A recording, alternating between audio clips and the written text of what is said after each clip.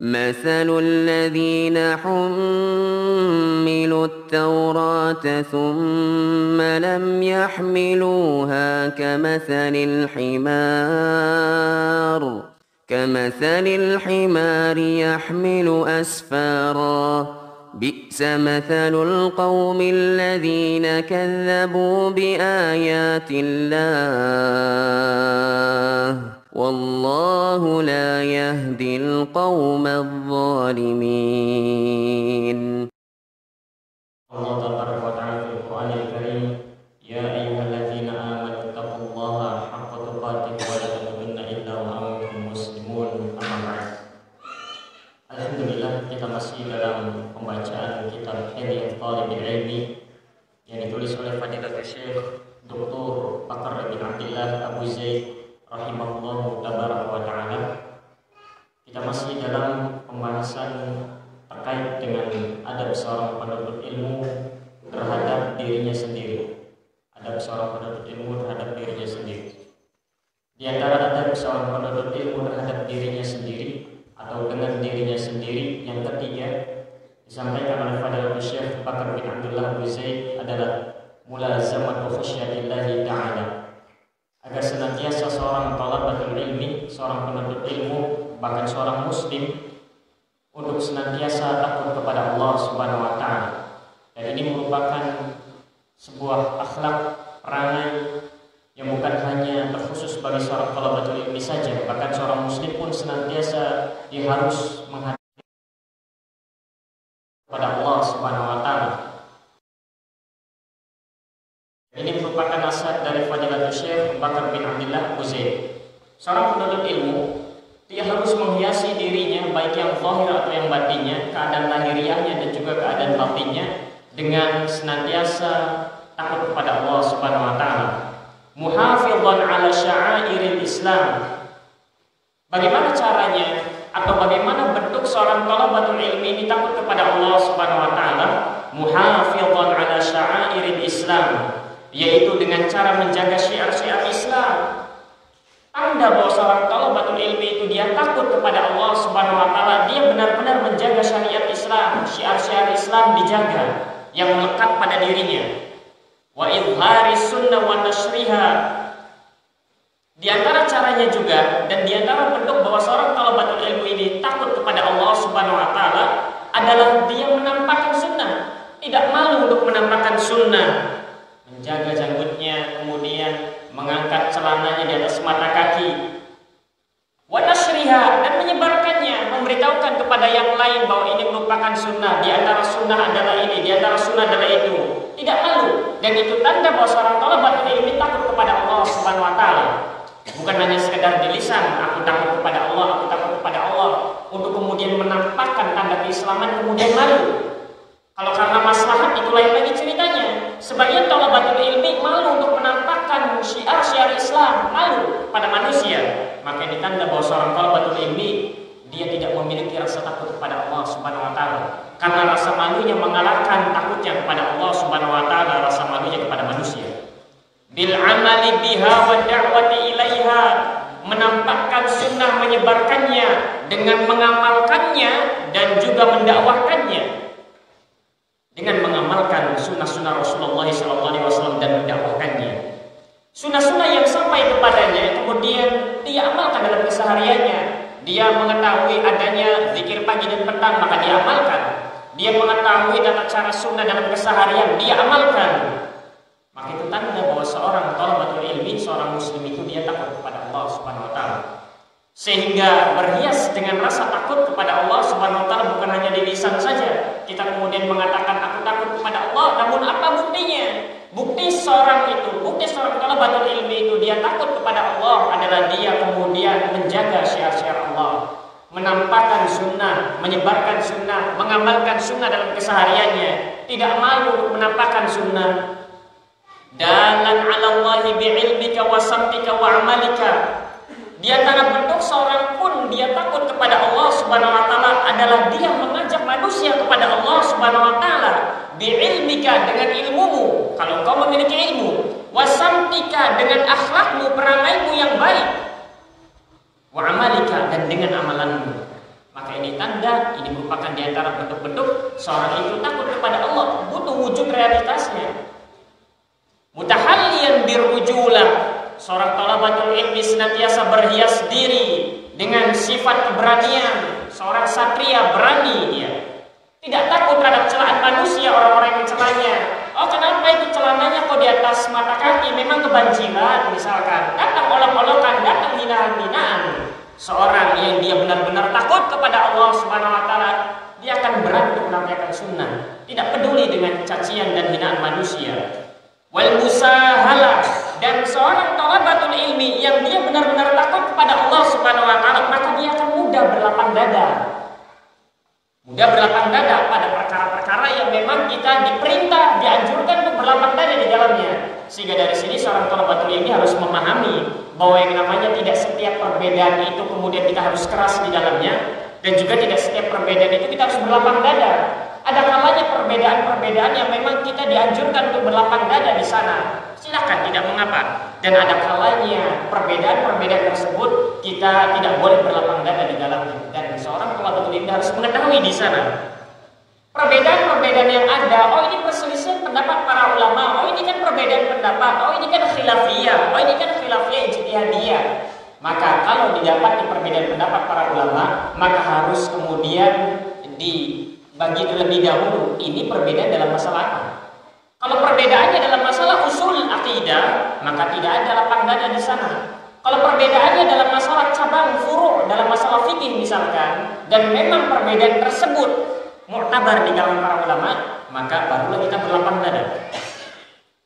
Wasamti salih, dan seorang thalabatul ilmi kemudian menghiasi dirinya dengan perangai yang baik. Ini merupakan tanda bahwa seorang thalabatul ilmi, seorang muslim takut kepada Allah. Wa milaku dzalika khasyatullahi ta'ala. Semua itu kuncinya adalah takut kepada Allah Subhanahu wa taala. Wa lihadza qala Imam Ahmad rahimahullahu taala. Oleh karenanya Al-Imam Ahmad bin Hanbal rahimahullah ta'ala mengatakan, aslul ilmi khasyatillah. Inti dari ilmu itu adalah rasa takut kepada Allah Subhanahu wa ta'ala.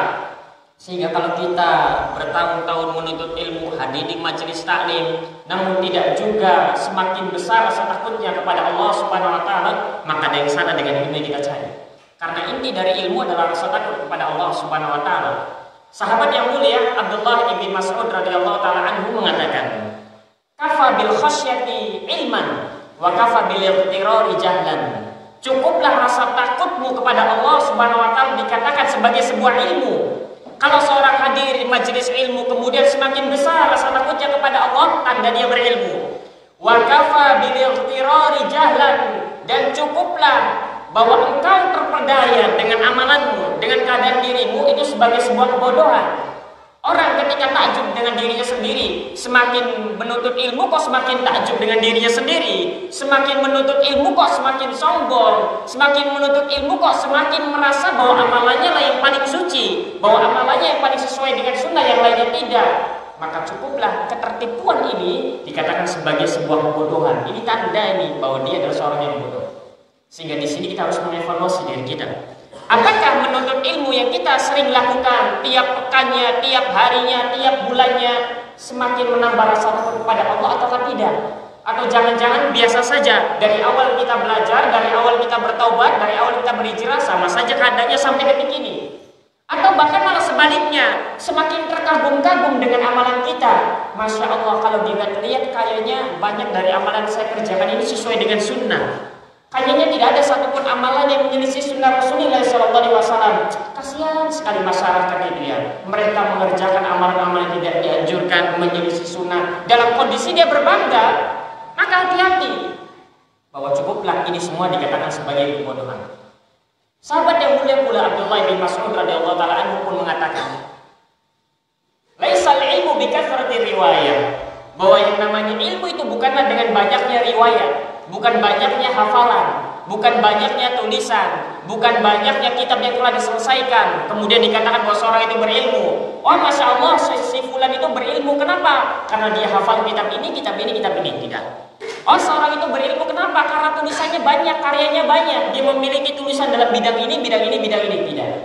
Kata sahabat yang mulia Abdullah bin Mas'ud mengatakan, laisal ilmu bikathrati riwayah. Ilmu itu bukanlah dengan banyaknya periwayatan. Ilmu itu bukan dengan banyaknya hafalan. Innamal ilmu khasyatullah.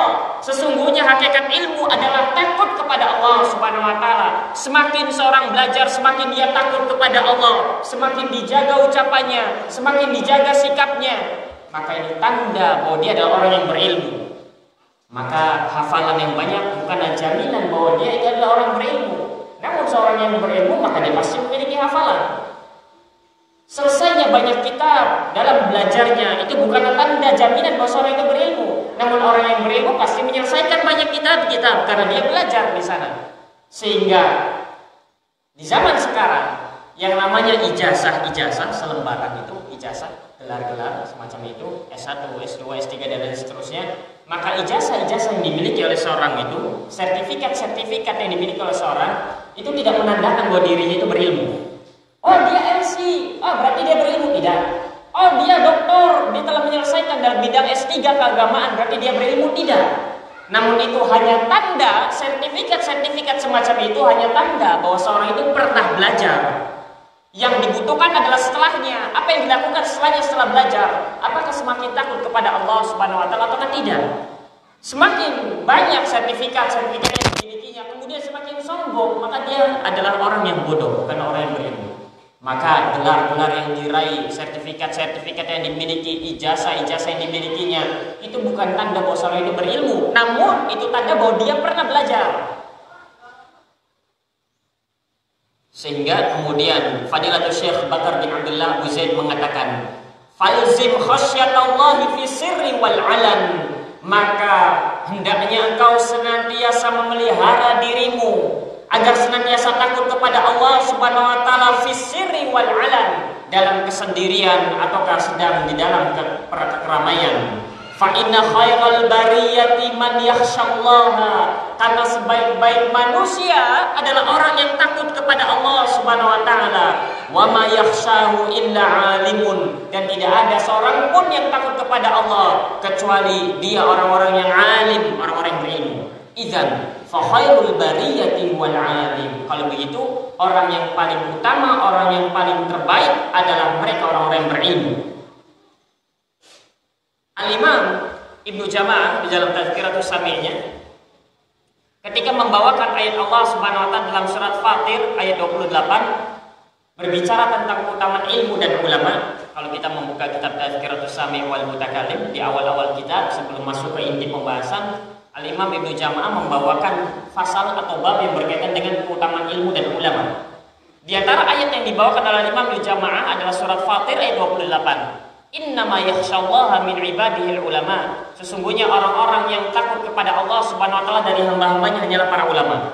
Kemudian Al-Imam Ibnu Jama'ah membawakan ayat di dalam surat Al-Bayyinah ayat 7 sampai 8. Beliau rahimahullah taala mengatakan qala ta'ala ulaika hum khairul bariyah. Setelah menyebutkan bahwa orang yang paling takut kepada Allah adalah para ulama, kemudian membawakan ayat ulaika hum khairul bariyah. Mereka adalah sebaik-baiknya manusia. Mereka adalah manusia yang terbaik. Siapakah mereka? Ulaika hum khairul bariyah. Kemudian Allah Subhanahu wa taala melanjutkan jazaa'uhum 'inda rabbihim jannatu 'adnin tajri min tahtihal anhar khalidina fiha abada. Mereka adalah sebaik-baiknya manusia. Allah Subhanahu wa taala sediakan bagi mereka di sisi Allah Subhanahu wa taala surga Aden yang di bawahnya mengalir sungai-sungai. Mereka kekal selama-lamanya di sana. Radhiyallahu anhum. Allah Subhanahu wa taala ridho kepada mereka, wa radu'an, dan mereka pun ridho kepada Allah. Kemudian di penghujung ayatnya Allah Subhanahu wa taala berfirman, dzalika liman khasyya rabbah. Semua tadi itu surga Aden, Allah ridho kepada mereka. Dzalika liman khasyya rabbah. Semua itu diberikan kepada orang-orang yang takut kepada Allah Subhanahu wa taala. Siapa orang-orang khasyya rabbah itu? Maka dibawakan di dalam ayat sebelumnya dalam surat Fatir, innama yakhsyallaha min ibadil ulama. Sungguhnya orang-orang yang takut kepada Allah Subhanahu wa taala dari hamba-hambanya adalah para ulama.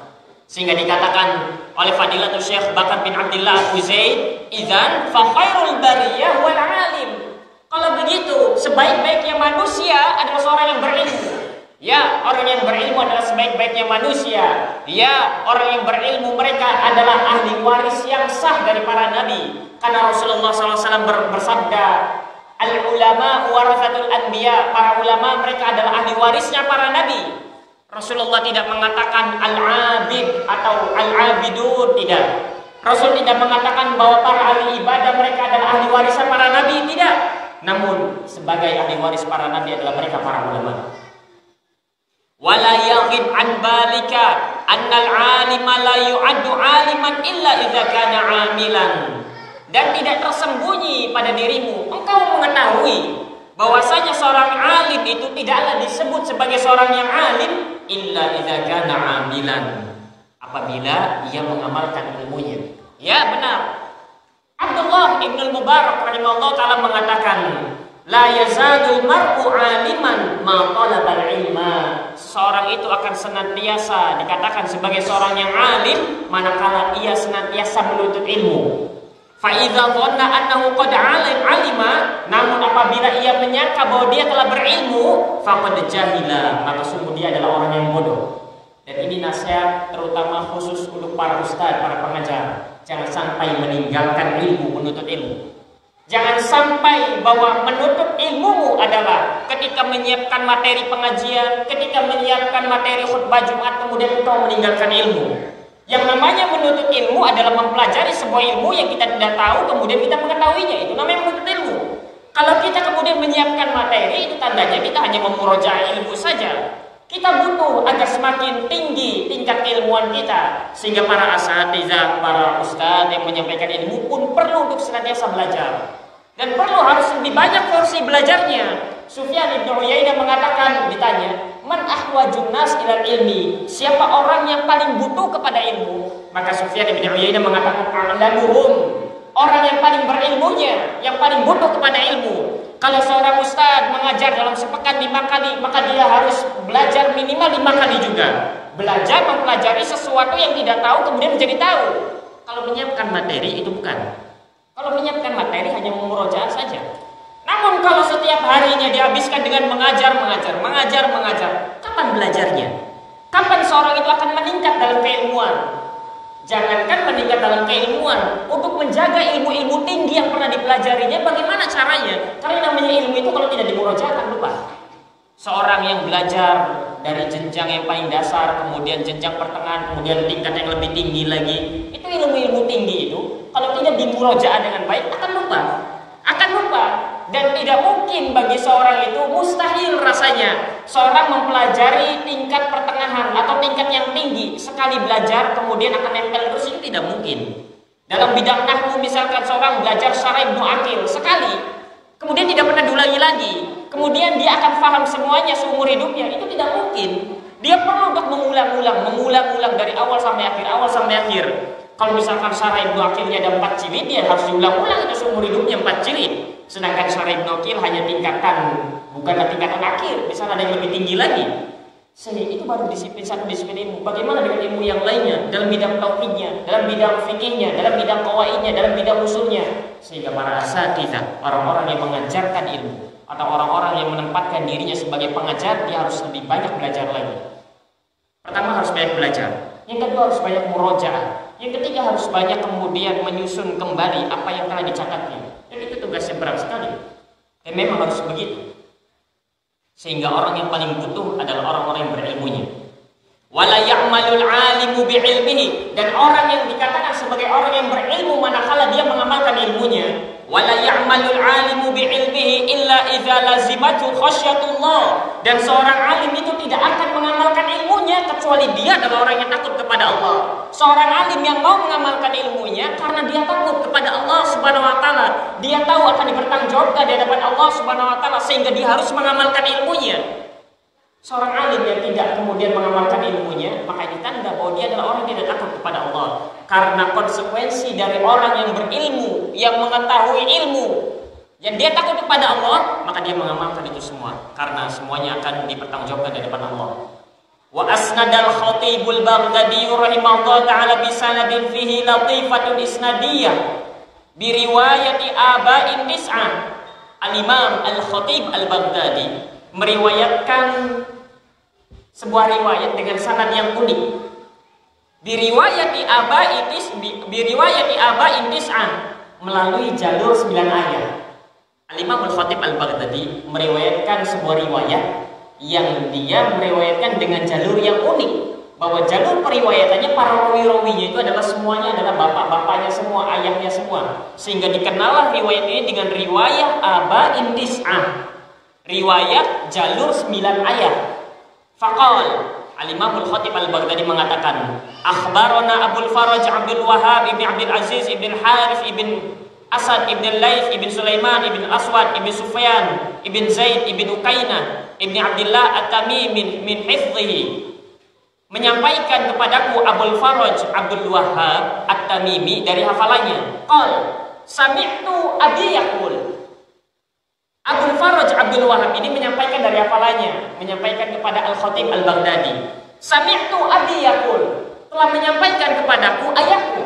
Kemudian ayahnya mengatakan lagi, sami'tu abi yaqul. Ayahnya ini mengatakan lagi bahwa ayahku menyampaikan kepadaku. Sami'tu abi yaqul. Ayahnya lagi, kakeknya dari ini mengatakan lagi, sami'tu abi yaqul. Bapakku menyampaikan kepadaku. Sami'tu abi yaqul, sami'tu abi yaqul. Isinya begitu semua riwayatnya. Sami'tu abi yaqul, sami'tu abi yaqul, sami'tu abi yaqul sampai 9. Jadi dia mendapatkan dari bapaknya. Bapaknya mendapatkan dari bapaknya. Bapaknya ini mendapatkan riwayat ini dari bapaknya. Bapaknya ini mendapatkan riwayat ini dari bapaknya. Sehingga dikatakan oleh Al-Khatib Al-Baghdadi, ini merupakan sanad yang unik. Karena isinya sami'tu abi yaqul, sami'tu abi yaqul, kan biasanya tidak. Sami'tu fulan, an fulan, ini tidak. Semuanya dari ayahnya, ayahnya dari ayahnya, ayahnya dari ayahnya sampai 9. Sami'tu Ali bin Abi Thalib yaqul, sampai di ke-9 itu ujungnya aku mendengar Ali bin Abi Thalib mengatakan, hatafal ilmu bil amali fa in ajabahu wa inna tahal. Ilmu memanggil pemiliknya untuk diamalkan. Hadafal ilmu bil amali, ilmu memanggil pemiliknya untuk mengamalkan ilmu. Ilmu memanggil pemiliknya untuk diamalkan ilmunya. Fa in ajabahu, bila kemudian sang pemilik ilmu ini kemudian memenuhi seruan ilmu untuk mengamalkan ilmu, maka ilmu itu akan terus melekat pada dirinya. Wa illa tahal, namun apabila enggan tidak mau mengamalkan ilmunya, maka ilmu itu akan pergi. Ilmu memanggil untuk diamalkan. Kalau diamalkan maka ilmu itu akan terus melekat pada dirinya. Kalau tidak mau diamalkan maka ilmu itu akan hilang. Dan begitulah ilmu. Ilmu yang kita cari bertahun-tahun lamanya, kalau tidak diamalkan dia akan hilang. Namun kalau diamalkan maka ilmu itu akan terus melekat pada diri kita. Hafalan-hafalan, zikir misalkan, kalau tidak diamalkan itu akan hilang. Namun kalau kita senantiasa mengamalkannya tiap hari, maka itu akan terus melekat pada diri kita, hafalan-hafalan tersebut. Wa hadzal lafdhu binahwihi marwiyun an Sufyan ats-Tsauri rahimahullah taala. Dan lafaz yang serupa, redaksi yang serupa, perkataan semacam ini pun diriwayatkan hal yang sama oleh Imam Sufyan ats-Tsauri rahimahullah taala. Baik, ini merupakan poin yang ketiga dari apa yang disampaikan oleh Fadilatul Syekh Bakar bin Abdullah Abu Zaid, yaitu hendaknya seorang penuntut ilmu untuk senantiasa takut kepada Allah Subhanahu wa taala dalam kesendirian dan di tengah keramaian. Seorang penuntut ilmu harus senantiasa menghadirkan rasa takut kepada Allah, dan orang yang dia benar-benar takut kepada Allah maka dia akan menjaga syiar-syiar Islam, dia akan mengamalkan amal ilmu-ilmu yang telah diperolehnya dan seterusnya. Kemudian yang keempat, di antara akhlak dan adab yang seharusnya seorang thalabatul ilmi itu berhias diri dengannya adalah dawamul muraqabah. Dawamul muraqabah, senantiasa merasa diawasi oleh Allah Subhanahu wa taala. Merasa diawasi oleh Allah Subhanahu wa taala. Dawamul muraqabah, selalu merasa diawasi oleh Allah Subhanahu wa taala. Kemudian Fadilatul Syekh Bakar bin Abdullah Abi Zaid mengatakan, at-tahalli bidawamil muraqabati lillahi ta'ala fi sirri wal alan. Hendaknya seorang thalabatul ilmi, seorang penuntut ilmu, bahkan seorang muslim secara umum, hendaknya dia berhias diri, menghiasi dirinya dengan selalu merasa diawasi oleh Allah Subhanahu wa taala fi sirri, baik dalam kesendirian, wal alan, atau di tengah keramaian. Sa'iran ila rabbika bainal khaufi war raja. Ia berjalan menuju Allah Subhanahu wa taala di antara rasa takut dan rasa harap. Ia beribadah kepada Allah Subhanahu wa taala di antara al-khauf war raja, di antara rasa takut dan harap. Ia berjalan menuju Allah Subhanahu wa taala di antara rasa takut dan rasa harap. Seorang penuntut ilmu harus menghadirkan senantiasa diawasi oleh Allah Subhanahu wa taala, harus merasa diawasi oleh Allah Subhanahu wa taala, dan seorang talabatul ilmi harus berjalan di antara rasa takut dan rasa harap. Fa innahuma lil muslimi kal janahaini li ta'ir. Karena yang namanya takut dan harap itu bagi seorang muslim itu ibarat dua sayap bagi burung. Seorang muslim dalam hidupnya dia harus senantiasa berada di antara al-khauf war raja, al-khauf war raja, rasa takut dan harap, takut kepada Allah Subhanahu wa taala dari azabnya dan juga berharap akan ampunan Allah Subhanahu wa taala, berharap akan rahmatnya. Jangan sampai hidup itu hanya dipenuhi dengan roja saja. Oh tenang, Allah Maha Pengampun, akhirnya menabrak kemaksiatan, akhirnya menabrak larangan-larangan Allah karena dihadirkannya hanyalah roja saja. Sebagian orang lagi mereka yang dihadirkan adalah rasa takut saja, sehingga tidak ada rasa harap di sana, kemudian melahirkan keputusasaan. Azab Allah sangat mengerikan, sedangkan dosanya sudah sangat banyak. Akhirnya tidak mau bertobat. Kenapa? Aku adalah orang yang tidak suci lagi. Aku adalah orang yang penuh dengan kekotoran dan lain sebagainya. Sehingga seorang muslim dia harus berjalan di antara rasa takut dan rasa harap. Rasa takut dari azab Allah Subhanahu wa taala dan harap kepada ampunan dan rahmat Allah Subhanahu wa taala. Fa aqbil 'ala Allahi bi kulliyatik. Maka menghadaplah kepada Allah Subhanahu wa taala secara totalitas. Ketika engkau beribadah kepada Allah, maka berikanlah ibadah yang terbaik untuk Allah Subhanahu wa taala. Jangan ketika beribadah kepada Allah kita berikan sisa waktu kita kepada Allah. Ketika sholat kita memberikan sisa tenaga kita. Ketika berinfak dan bersedekah kita ambil yang paling buruk yang kita miliki. Ketika kita beribadah kepada Allah, menghadap Allah, maka berikanlah yang terbaik kepada Allah Subhanahu wa taala. Apalagi kalau kita memiliki keinginan-keinginan yang besar. Kalau kita memiliki keinginan-keinginan yang besar, maka ibadah yang harus dikerjakan pun dari ibadah-ibadah sunnah harus ibadah yang besar juga. Jangan ini memiliki keinginan yang besar namun ibadahnya malas. Bagaimana bisa nanti akan dikabulkan? Ya memang Allah Maha Pengasih, Allah Maha Pengabul dan lain sebagainya. Namun harus ada ujian di sana. Harus ada pengorbanan di sana. Kalau engkau memiliki keinginan-keinginan besar, malam habiskan dengan tahajud. Kalau engkau memiliki keinginan-keinginan besar, habiskan siang dengan berpuasa di siang harinya untuk Allah Subhanahu wa taala. Jangan sudah sholat wajib saja kadang diundur-undur. Kemudian harapannya besar sekali, subhanallah, dalam hidup ini. Ingin ini, ingin itu, wah, Masya Allah. Tidak, bukan semacam itu. Meminta kepada Allah Subhanahu wa ta'ala. Wal yamtali qalbaka bimahabbatihi. Hendaknya seorang thalabatul ilmi itu memenuhi hatinya dengan kecintaan kepada Allah Subhanahu wa ta'ala. Nah ini pertanyaannya, bagaimana menumbuhkan rasa cinta kepada Allah? Ya teorinya begitu. Agar takut kepada Allah, agar berharap kepada Allah, agar memenuhi hati ini dengan kecintaan kepada Allah. Caranya bagaimana? Caranya bagaimana? Agar kita kemudian cinta kepada Allah Subhanahu wa ta'ala. Maka cara yang terbaik adalah dengan kita mengetahui hakikat dunia. Bacalah itu ayat-ayat yang berkaitan dengan hakikat dunia. Bagaimana Allah Subhanahu wa ta'ala menyebutkan tentang dunia. Bagaimana Rasulullah SAW mengkhabarkan kita tentang dunia. Bagaimana umat-umat terdahulu itu binasa karena dunia. Bagaimana ucapan para salaf tentang dunia. Bagaimana ucapan para sahabat tabi'in dan tabi'in tentang jeleknya dunia. Baca semuanya. Baca tentang kisah-kisah ahli dunia. Kemudian baca tentang negeri akhirat.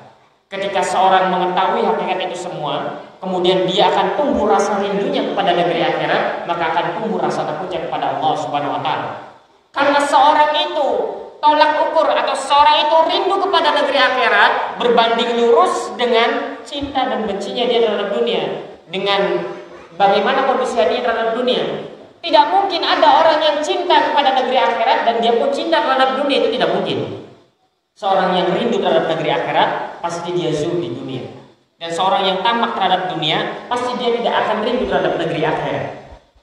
Dan sekali lagi ini merupakan perkara hati, sehingga urusannya adalah dengan diri kita, bukan untuk melihat orang lain. Wah dasar tamak dengan dunia, wah dasar berambisi terhadap dunia. Tidak, ini urusan dengan qalbu kita. Kemudian dikatakan wal istibsyari wal farhi wasururi bi ahkamihi wa hikamihi subhanahu wa lisanak bi dzikrihi, dan basahilah selalu lisanmu dengan berzikir kepada Allah Subhanahu wa taala. Dan ini subhanallah aneh di kita ini. Ahlus sunnah wal jamaah ini aneh. Salafiyin ini aneh, tapi wallahu taala alam bisawab, semoga hanya sekelumit saja, sekecil saja, yang lainnya tidak. Ahlus sunnah ini aneh. Kita ini mengerti bagaimana cara berzikir yang benar. Namun kita ini adalah orang-orang yang jarang sekali berzikir kepada Allah Subhanahu wa taala dengan lisan kita. Subhanallah walhamdulillah wala ilaha illallah wallahu akbar, kayaknya pelit sekali untuk mengeluarkan itu. Kita adalah orang-orang yang mengerti bagaimana cara berselawat kepada baginda Muhammad SAW dengan cara yang benar. Bersamaan dengan itu kita adalah orang yang paling pelit berselawat kepada Rasulullah SAW. Cobalah evaluasi diri kita. Coba kemarin berselawat kepada Nabi-Nya berapa kali? Ada tidak 10 kali? Kemarin dari awal sampai akhir di hari Sabtu itu. Coba koreksi begitu. Subhanallah, kita ini dilihat-lihat begitu aneh juga kita ini. Kita mengerti bagaimana cara berzikir yang benar. Kita mengerti bagaimana bersalawat yang benar. Kita mengerti bagaimana cara mengagungkan dan memuliakan Nabi SAW yang benar. Bersamaan dengan itu kita adalah orang yang kurang bersalawat kepadanya. Bersamaan dengan itu kita adalah orang yang kurang berzikir kepadanya. Coba bayangkan, ada tidak setiap hari yang baca zikir pagi petang itu full? Ini 100, ini 100, ini 100, ada tidak? Paling bacanya, lah ini kan ada pilihan 100, 10 atau 1, ya 1 saja lah. Kan begitu ya? Apalagi baca la ilaha illallah la haula wala quwwata illa billahil aliyil azim, atau la ilaha illallah wahdahu la syarikalah lahul mulku wa lahul hamdu wa huwa ala kulli syai'in qadir. Itu kan pilihan pertamanya 100, pilihan keduanya 10, pilihan ketiganya 1. Kita pilih yang 1. Aneh sekali kita ini. Subhanallah.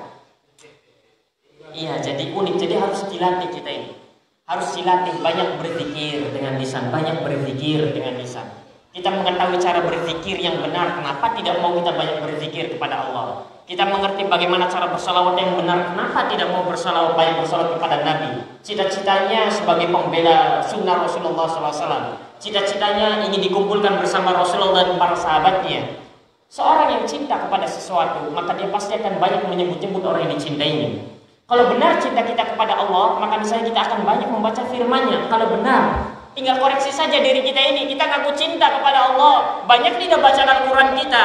Berapa banyak ayat Al-Quran yang kita hafal kalau kita benar cinta kepada Allah? Berapa banyak salawat kita yang kita kemudian berikan kepada Rasulullah SAW kalau kita benar cinta kepada Rasulullah? Nah itulah, harus diperbaiki.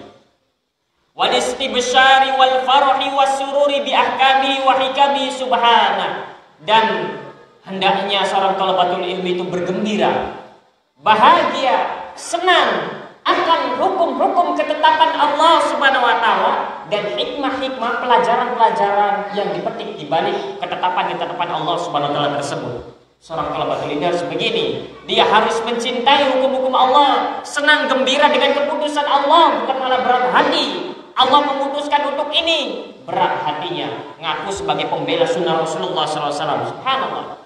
Dan juga seorang itu harus senang, gembira dengan hikmah-hikmah yang Allah Subhanahu wa taala berikan di setiap ujian yang menimpanya. Begitu seorang thalabatul ilmi harus melatih dirinya, dan juga seorang muslim ahlus sunnah wal jamaah harus melatih dirinya di atas hal semacam ini. Baik, jamaah rahimani wa rahimakumullah. Terakhir satu poin yang ingin disampaikan adalah poin yang kelima terkait dengan akhlak dan adab seorang thalabatul ilmi masih dengan dirinya sendiri. Yang kelima adalah hendaknya seorang penuntut ilmu itu dia bersikap rendah hati dan tidak sombong.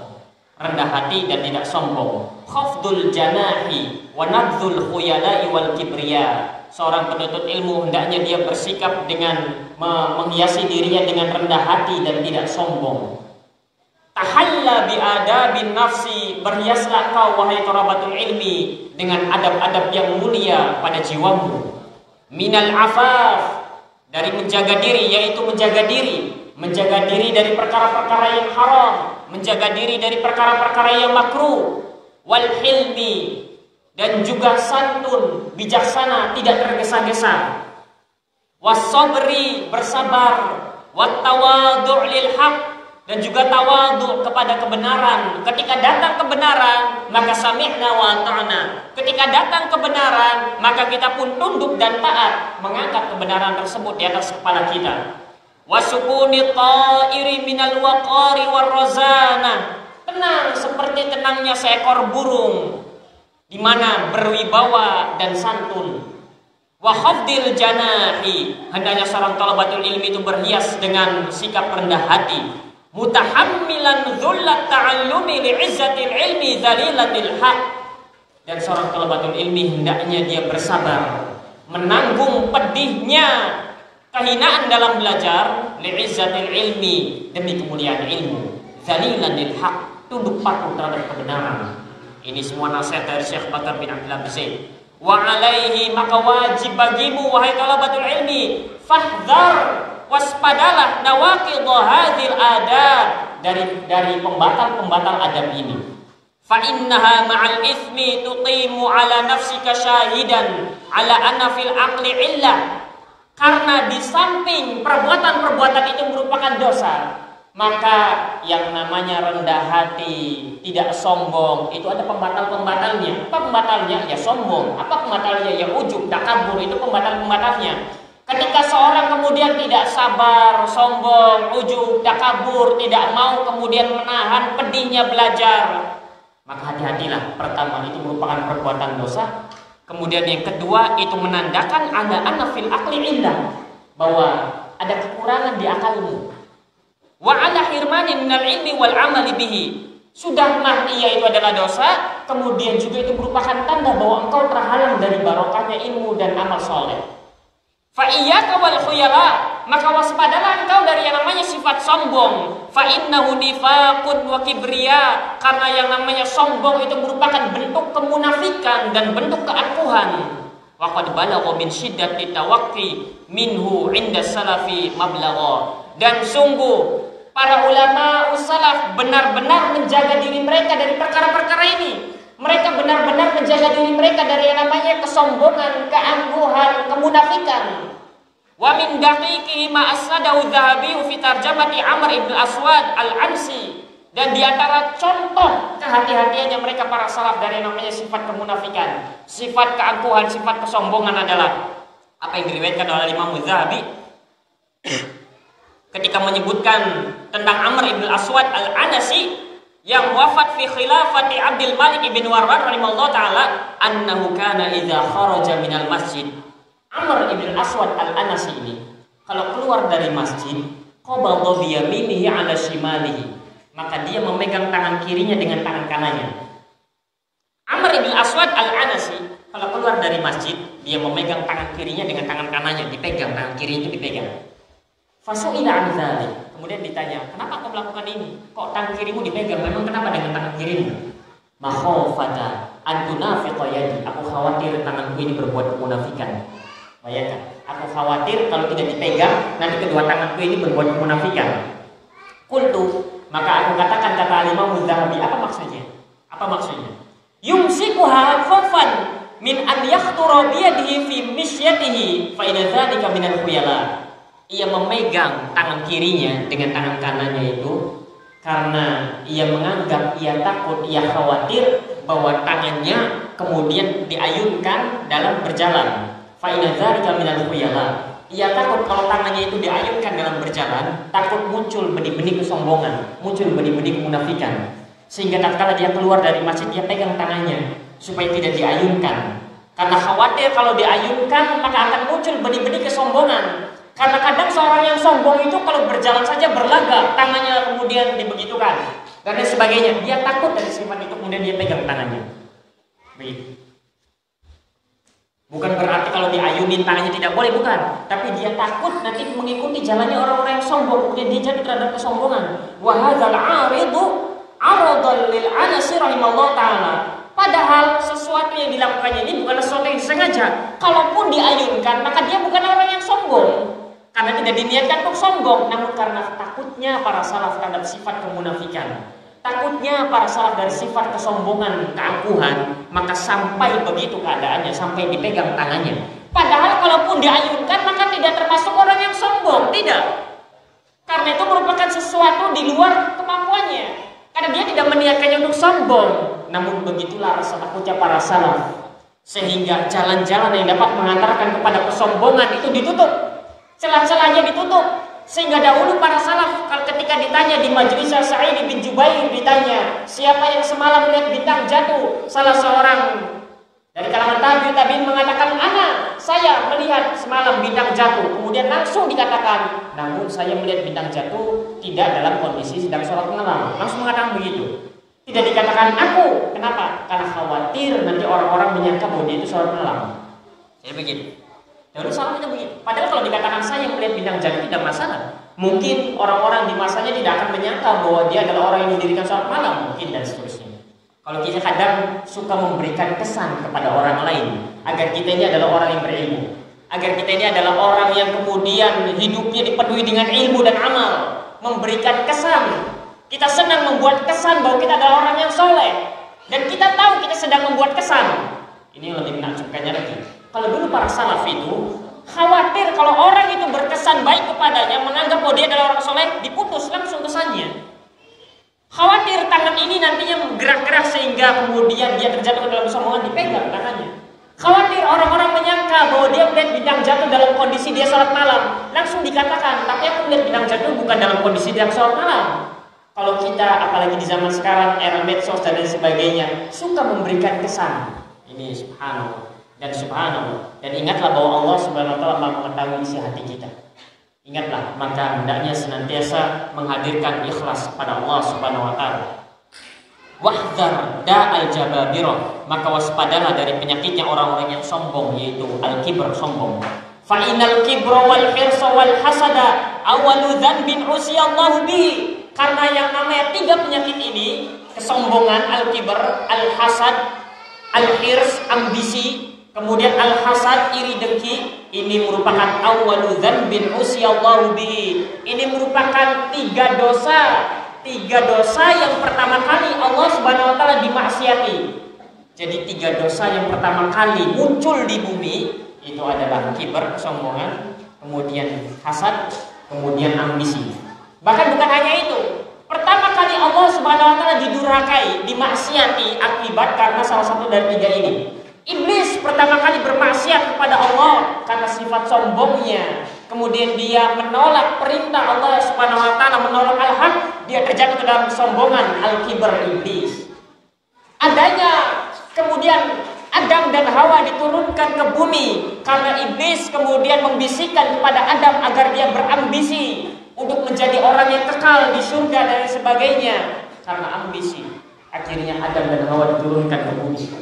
Kemudian anak dari keturunan Adam, mereka membunuh kawannya, saudaranya yang lain. Kenapa? Karena hasad, karena saudaranya yang diterima oleh Allah Subhanahu wa taala, sedangkan dia tidak. Maka tiga dosa ini merupakan awal dosa pertama Allah Subhanahu wa taala dimaksiati. Fatatawal, maka hati-hatilah talabatul ilmi dari tiga hal ini. Dari namanya dosa, dari namanya ambisi terhadap dunia, dan dari namanya hasad, iri dengki. Hati-hati. Fatatawaluka ala muallimika kibriya. Jangan sampai engkau kemudian bersifat lancang kepada gurumu, karena itu merupakan bentuk kesombongan. Wastinkafuka aman yufiduka mimman wadunaka kibriya. Dan jangan sampai kemudian engkau terjatuh dalam sikap engkau enggan untuk mengambil ilmu dari orang yang berada di bawahmu. Enggan untuk mengambil ilmu dari orang yang ada di bawahmu, ini merupakan bentuk kesombongan. Wa taksiruka 'anil 'amali bil ilmi ham'atu kibrin. Dan kurangnya engkau dalam beramal untuk mengamalkan ilmumu, maka ini pun bentuk kesombongan. Sehingga jangan sampai engkau lancang kepada gurumu, kepada ustadzmu, kepada pengajarmu, karena sifat lancangmu merupakan bentuk kesombongan. Kemudian yang kedua, ketika seorang itu enggan untuk mengambil faidah dari orang yang ada di bawahnya, entah karena lebih muda, entah karena lebih junior, entah karena saya lebih dulu belajar, dia adalah orang yang datang belakangan, enggan untuk mengambil faidah, maka ini merupakan bentuk kesombongan. Dan juga seorang yang tidak mau mengamalkan ilmunya, maka ini pun termasuk kesombongan. Wa unwanu hirman, dan ini merupakan tanda bahwa dia dihalangi, terharamkan dari barokahnya ilmu yang bermanfaat dan amal saleh. Al-ilmu harbun lil fata al-muta'adi, kasairi harbun lil makanil 'ali. Yang namanya ilmu itu akan menjauh dari seorang pemuda yang merasa tinggi. Kasaili harbun lil makanil ali, sebagaimana aliran air itu dia akan menjauh dari tempat yang tinggi. Ilmu akan menjauh dari seorang pemuda yang merasa tinggi, sebagaimana aliran air itu akan menjauh dari tempat yang tinggi. Artinya ilmu tidak akan didapat oleh mereka orang-orang yang sombong, orang-orang yang enggan mengambil faidah, orang-orang yang merasa bahwa dirinya tinggi. Falzam rahimakallahu al-lusuqa ilal ard, maka hendaknya engkau berpegang teguh, hendaknya engkau menginjakkan kakimu di bumi, jangan sombong, tawadhulah. Wal izra'a ala nafsika, bersikap rendah hatilah. Wa hadmaha wa muraghamataha 'indal istishrafi likibriya'in, dan hendaknya manakala muncul dalam benakmu, dalam hatimu perasaan sombong, au gitrasin, au hubbu dhuhur, au ujubin, wa nahwi dzalika min afatil ilmi al-qatila lahu al-mudhhiba li haibati al-mudfi'a li nurihi, wa kullama izdadta ilman au rif'atan fi wilayatin falzam dzalik. Maka hendaknya kau menahan ketika muncul rasa sombong, benih-benih kesombongan dalam hatimu, hendaknya kau tahan rasa tersebut, jangan sampai kemudian kau keluarkan dalam sikapmu. Ketika engkau ingin kemudian cinta akan popularitas, hendaknya kau menahan dirimu dari hal semacam itu. Begitu pula ujub. Yang ini semua merupakan perusak-perusak ilmu, ini semua merupakan penghilang wibawanya ilmu, dan ini semua merupakan sesuatu yang dapat memadamkan cahayanya ilmu. Wa kullama izdatta ilman aw rif'atan fi wilayatin, dan setiap kali bertambah pada dirimu ilmu, setiap kali bertambah pada dirimu itu ketinggian derajat di tengah manusia, falzam dzalik, maka berpegang teguhlah dengan adab-adab yang mulia ini. Tuhriz sa'adatan uzma, niscaya kau akan mendapatkan kebahagiaan yang besar. Wa qaman yaghbituka 'alaihin nas, dan kau akan memperoleh kedudukan yang diidam-idamkan oleh manusia. Wa Abdullah ibn Imam al-Hujjah ar-riwayah fil kutubi sittah, Bakar ibn Abdullah al-Muzani, dan dari Abdullah ibn Imam al-Hujjah ar-riwayah fil kutubi sittah, dari al-Imam al-Muzani rahimahullah taala, dari anaknya, anak al-Imam al-Muzani. Anak al-Imam al-Muzani ini mengatakan, qol sami'tu insanan yuhadditsu an abi. Anak dari al-Imam al-Muzani. Al-Imam al-Muzani ini salah satu tokoh besar, ulama besar, yang dia merupakan salah seorang rawi kutubus sittah. Jadi kalau kita membaca kitab hadis yang 6, kita akan dapati rawi yang bernama al-Imam al-Muzani. Al-Imam al-Muzani pun adalah murid dari al-Imam Syafi'i. Anaknya bercerita. Anaknya al-Imam al-Muzani bercerita, sami'tu insanan yuhadditsu an abi. Aku pernah mendengar manusia bercerita tentang ayahku, yaitu al-Imam al-Muzani. Apa yang diceritakan manusia terhadap ayahnya ini? Annahu kana waqifan di Arafah. Pernah suatu hari al-Imam al-Muzani bersama manusia yang lain sedang wukuf di Arafah. Faraqqa, kemudian al-Imam al-Muzani menangis. Ketika sedang wukuf di Arafah, al-Imam al-Muzani menangis. Faqal, kemudian al-Imam al-Muzani mengatakan, laula anni fihim laqultu qad ghufira lahum. Kan orang-orang yang wukuf di Arafah kemudian beribadah di sana mendapatkan ampunan dari Allah Subhanahu wa taala, janji ampunan dari Allah Subhanahu wa taala.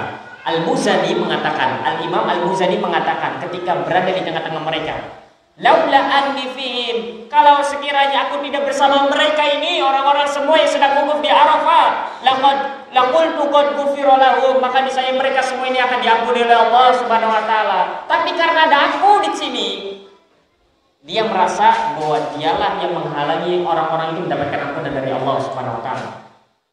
Kharrajahu Dzahabi rahimahullah taala tsumma qala. Itu ucapan dari al-Imam al-Muzani. Jadi al-Imam al-Muzani itu menyangka karena ada dirinya maka mereka tidak mendapatkan ampunan dari Allah Subhanahu wa taala. Itu sangkaan al-Muzani. Al-Muzani menyangka demikian karena dia merasa bahwa dirinya adalah orang yang kotor, orang yang penuh dengan dosa. Al-Imam al-Muzani merasa kalau saja sekiranya aku tidak berada di tengah-tengah mereka, niscaya mereka akan mendapatkan ampunan Allah Subhanahu wa taala.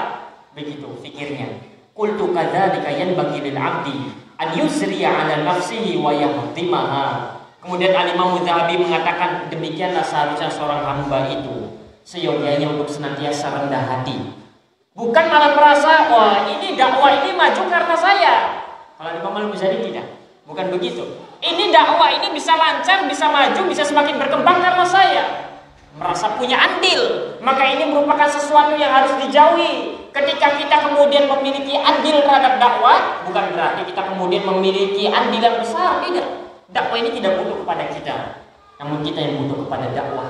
Apa yang kita berikan kepada dakwah dalam rangka agar kiranya Allah Subhanahu wa taala mengampuni dosa-dosa kita, karena dosa-dosa kita lebih banyak dibandingkan dengan andil kita dalam dakwah. Contoh Al-Imam Al-Muzani. Al-Imam Al-Muzani merasa karena dirinya adalah orang yang penuh dengan dosa, sehingga dia merasa kalau saja sekiranya aku tidak berada di tengah-tengah mereka, maka niscaya mereka semua akan diampuni oleh Allah Subhanahu wa taala. Ini merupakan tanda betapa tawadhu'nya, rendah hatinya Al-Imam Al-Muzani rahimahullahu tabaraka wa taala. Maka ini yang bisa kita baca dalam pertemuan kita di pagi hari ini tentang kitab Hilyah Thalibul Ilmi. Maka sebelum dicukupkan, barangkali ada satu atau dua pertanyaan saja, dipersilakan. Tapi kalau kitab Hilyah sih isinya nasihat semua, insya Allah. Jadi pertanyaan-pertanyaan pun tidak akan banyak. Berbeda kalau bahasanya tentang masalah fikih, tentang masalah akidah, nah itu baru pertanyaannya banyak. Insya Allah.